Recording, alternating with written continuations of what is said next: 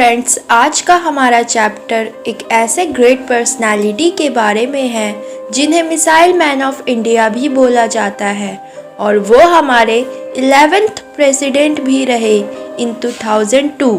So friends, I am talking about the one and only APJ Abdul Kalam. तो जी हाँ दोस्तों, इस चैप्टर में हम लोग APJ अब्दुल कलाम के बारे में पढ़ने वाले हैं और इस चैप्टर को APJ अब्दुल कलाम के ऑटोबायोग्राफी विंग्स ऑफ फायर से लिया गया है, जिसमें वो अपने बचपन के बारे में बताते हैं। तो चलो बिना बकवास किए इस चैप्टर को शुरू करते हैं। नहीं। APJ अब्दुल कलाम हमें बताते हैं कि उनका जन्म एक छोटे से टाउन रामेश्वरम के एक तमिल मिडिल क्लास फैमिली में हुआ था।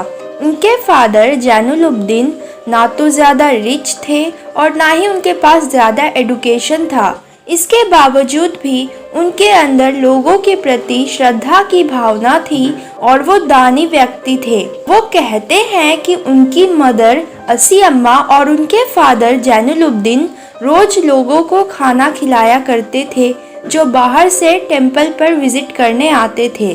फिर वो कहते हैं कि मैं आपको एग्जैक्ट नंबर तो नहीं बता सकता कि हर रोज हमारे घर कितने लोग खाते थे, बट मैं आपको इतना बता सकता हूँ कि हमारे फैमिली में जितने मेंबर्स हैं उन सबको मिला दिया जाए तो उससे कुछ ज़्यादा आउटसाइडर्स हर रोज हमारे घर खाना खाते थे। फिर वो हमें बताते हैं कि मैं भी दूसरे बच्चों की तरह ही था, एक छोटा सा लड़का जिसकी खुद की यूनिक आइडेंटिटी ना हो, हल्का सा काला चेहरा। और वो बताते हैं कि ना तो मेरे पेरेंट्स हैंडसम थे और ना ही मेरे पास लग्जरियस हाउस था। और वो बताते हैं कि मेरा घर 19th सेंचुरी में बनाया गया एक पक्का हाउस था जिसे लाइमस्टोन और ब्रिक्स की मदद से बनाया गया था, मॉस्क्यू स्ट्रीट में, जो कि रामेश्वरम में है। फिर वो कहते हैं मेरे फादर जैनुलुब्दीन वो हमें बहुत ज़्यादा ही कंफर्ट और लग्जरीज तो नहीं प्रोवाइड किए, बट हाँ उन्होंने हमें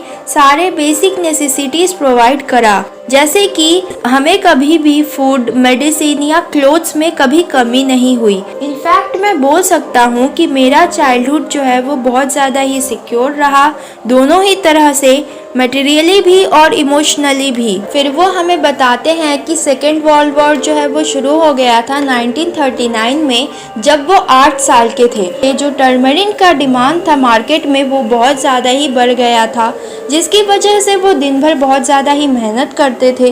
वो अपने टाउन में घूम घूम कर टर्मरिन सीड्स को इकट्ठा किया करते थे और फिर उसे मॉस्क्यू स्ट्रीट के एक शॉप में ले जाकर बेच दिया करते थे। और वो बताते हैं कि उन्हें एक दिन के कलेक्शन से एक आना मिलता था, जो कि 6 पैसे होता है। फिर वो हमें बताते हैं कि हमारा जो एरिया था वो वॉर से आइसोलेटेड था, वॉर से अनअफेक्टेड था, बट जब इंडियन आर्मी ने अलाइड फोर्सेस को ज्वाइन कर लिया, यानी कि यूनाइटेड स्टेट्स ऑफ अमेरिका और रशियन आर्मी को ज्वाइन कर लिया, तब हमारे स्टेट पर इमरजेंसी डिक्लेयर हो गया, जिसकी वजह से जो ट्रेन रामेश्वरम में रुका करती थी वो अब रामेश्वरम में रुकना बंद हो गई एंड जो न्यूज़पेपर का बंडल्स था वो चलती ट्रेन से बाहर फेंक दिया जाता था। तो इससे जो मेरा कज़न था शमसुद्दीन, जो न्यूज़पेपर डिस्ट्रीब्यूट किया करता था रामेश्वरम में, उसके लिए एक प्रॉब्लम हो गई। उसे एक बंदे की ज़रूरत थी जो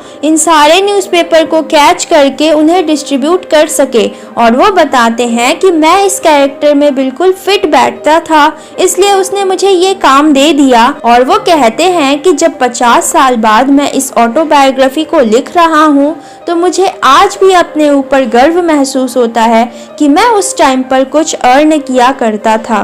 फिर वो बताते हैं कि कोई भी बच्चा जो है वो इनहेरिटेड कैरेक्टरिस्टिक्स के साथ जन्म नहीं लेता, वो चीज़ें अपने आसपास के एनवायरनमेंट से सीखता है, वो अपने सोशियो इकोनॉमिक और इमोशनल एनवायरनमेंट से चीज़ें सीखता है। फिर वो कहते हैं कि मुझे 2 फिगर ऑफ अथॉरिटी ने बहुत अच्छे से ट्रेन किया।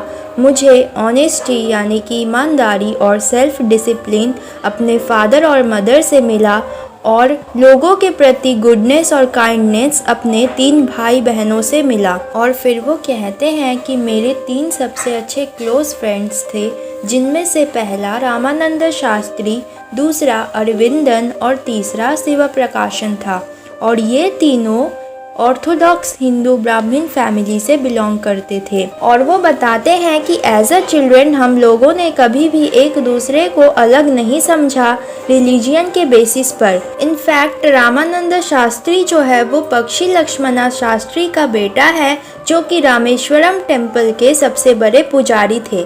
बाद में आगे चलकर वो भी अपने पिता की तरह ही रामेश्वरम टेम्पल का पुजारी बन जाता है। और अरविंदन जो है वो बिजनेस करने लगता है, जिसमें वो जो विजिटर्स आते थे रामेश्वरम में उनके लिए ट्रांसपोर्ट अरेंज करने का काम करता था। और शिवा प्रकाशन जो है वो एक कॉन्ट्रैक्टर का काम करता है सदर्न रेलवेज में। फिर वो बताते हैं कि श्री सीताराम कल्याणम सेरेमनी के लिए हमारे फैमिली के जो मेंबर्स हैं वो बोट्स अरेंज कर दिया करते थे, ताकि मूर्तियों को टेम्पल से मैरिज साइट तक ले जाया जा सके। और जो मैरिज साइट था वो पॉन्ड के मिडिल में था, जिसे रामा तीर्था बोला जाता था, जो कि उनके घर के पास ही में था। फिर वो बताते हैं कि रामायणा की जो स्टोरीज है वो हमारी बेड टाइम स्टोरीज हुआ करती थी, जिन्हें मेरी मदर और ग्रैंडमदर हमारे घर के बच्चों को सुनाया करती थी। फिर वो बताते हैं कि जब वो 5th क्लास में थे तब रामेश्वरम के एलिमेंट्री स्कूल में एक नया टीचर उनके क्लास में आया। एपीजे अब्दुल कलाम एक वाइट कलर का कैप पहनकर रामानंद शास्त्री के साथ बैठा करते थे। चूँकि वो ब्राह्मण था तो वो एक सैक्रेड थ्रेड पहना करता था, यानी कि ब्राह्मण लोग जो थ्रेड पहनते हैं ना, वही वो पहनकर बैठा करता था। तो न्यू टीचर जो था उसके पेट में ये बात पची नहीं, उसको टॉलरेट नहीं हुआ कि एक हिंदू प्रीस्ट का लड़का एक मुस्लिम बॉय के साथ बैठ रहा है। तो वो क्या करता है कि वो एपीजे अब्दुल कलाम को पीछे बेंच में जाकर बैठने को कहता है। तो ये देखकर दोनों यानी कि रामानंद शास्त्री और एपीजे अब्दुल कलाम दोनों को बुरा लगता है।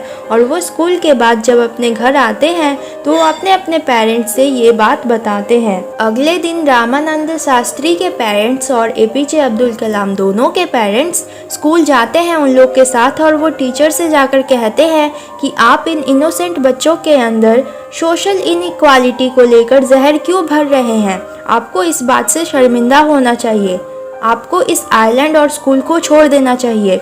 उसके बाद उस टीचर को बहुत ज़्यादा ही रिग्रेट फील होता है, वो बहुत ज़्यादा ही शर्मिंदा होता है और वो दोबारा ऐसा कोई काम नहीं करता और वो सोशल इनइक्वालिटी के खिलाफ हो जाता है। फिर वो बताते हैं कि स्मॉल सोसाइटी जो था रामेश्वरम का, वहाँ पर डिफरेंट सोशल ग्रुप्स के लोग रहा करते थे। इसके बावजूद भी वहाँ पर रिजिडिटी थी, यानी कि वे सभी मिलकर रहते थे और उनके अंदर कोई भेदभाव नहीं था। फिर वो अपने साइंस टीचर के बारे में बताते हैं जिनका नाम शिवा सुब्रमण्यम अय्यर था, जो कि एक ऑर्थोडॉक्स ब्राह्मण थे और उनकी वाइफ जो थी वो कंजर्वेटिव टाइप की थी। तो उनके जो टीचर थे शिवा सुब्रमण्यम अय्यर, वो बहुत कुछ करते थे ताकि उनके घर में जो सोशल बैरियर है वो हट जाए और लोग उनके घर आराम से आ जा सकें। तो उनके जो टीचर थे शिवा सुब्रमण्यम अय्यर, वो उनके साथ बहुत ज़्यादा ही टाइम स्पेंड किया करते थे और वो उनसे कहा करते थे कि कलाम, मैं चाहता हूँ कि तुम बड़े होकर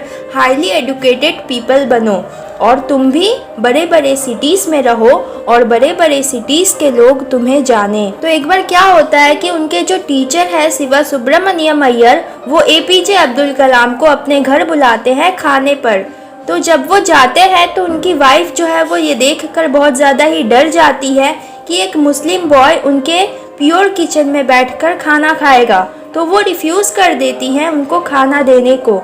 तो शिवा सुब्रमण्यम अय्यर ये सब देखकर अपने वाइफ पर गुस्सा नहीं होते, बल्कि वो अपने हाथों से अब्दुल कलाम को खाना देते हैं और वो खुद उनके बाजू में बैठकर खाना खाने लगते हैं। तो उनकी वाइफ जो है वो किचन के दरवाजे के पीछे से देख रही होती है कि कहीं एपीजे अब्दुल कलाम का जो राइस खाने का तरीका है वो अलग तो नहीं है, उनके पानी पीने का तरीका अलग तो नहीं है, और खाने के बाद जो वो फ्लोर साफ करते हैं वो किसी अलग तरह से तो नहीं करते हैं। तो वो ये सब ऑब्जर्व कर रही होती है और जब खाना खाने के बाद वो जा रहे होते हैं तभी उनके टीचर शिवा सुब्रमण्यम अय्यर उनसे कहते हैं इनवाइट करते हुए कि तुम अगले हफ्ते हमारे घर डिनर के लिए आना। और जब वो देखते हैं कि एपीजे अब्दुल कलाम थोड़ा घबराए हुए थे और थोड़ा उदास थे, तो वो उनसे कहते हैं कि जब भी हम कोई सिस्टम को चेंज करते हैं तो हमें ये सब प्रॉब्लम्स फेस करनी पड़ती है। फिर वो हमें बताते हैं कि अगले हफ्ते जब मैं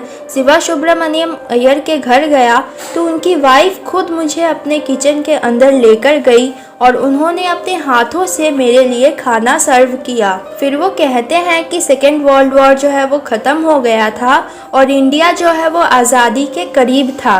तभी महात्मा गांधी ने डिक्लेयर कर दिया कि अब इंडियंस को अपना इंडिया खुद से बनाना होगा। फिर एपीजे अब्दुल कलाम जो है वो अपने टीचर के सपने को पूरा करने के लिए, यानी कि उनके टीचर जो थे वो चाहते थे कि वो उन्हें बड़ा आदमी बनते देखें, तो वो अपने टीचर के सपने को पूरा करने के लिए और अपना करियर अचीव करने के लिए अपने फादर के पास जाते हैं और उनसे परमिशन मांगते हैं ताकि वो अपने डिस्ट्रिक्ट के हेडक्वार्टर रामानंतपुरम में जाकर पढ़ाई कर सके। फिर उनके जो फादर होते हैं वो उनसे कहते हैं कि अब्दुल, मैं जानता हूँ कि तुम्हें ग्रो होने के लिए बाहर जाना ही होगा।